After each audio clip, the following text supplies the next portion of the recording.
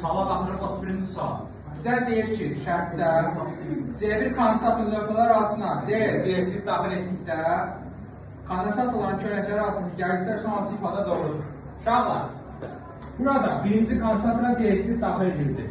Onda C bərabərdir epsilon, S bölünsün D üstünün asasən. Bu zaman D-elektrik daxil etdikdə tutum nə olacaq birinci tutum? Nə olur birinci? Yallah. Artı, düz mütəmasi. Yəni, D-nin nüfuzluğu gəldiyi üçün bura söhbətə, C1 nə oldu? Artdı. D-elektrik daxil etdikdə birinci konsentrin tutumu artdı. C epsilondan düz asılı olduğu üçün. Yaxşı, C1 artırsa U1 nə olur? U1 bərabərdir, Q bölünsün, C1 üstünə əsasən gərginlik tutumda necə asılıdır? Tərs. Onda U1 nə olacaq? Azalacaq.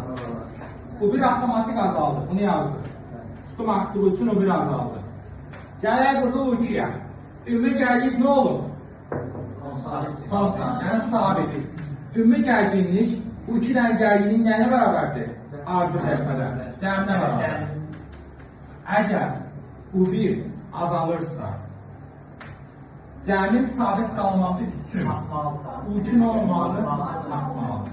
Deməli, yekunda deyirik ki, U1 azalar, U2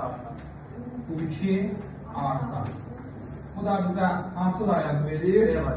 U1 azalar, U2 artar, D variantı. Allah.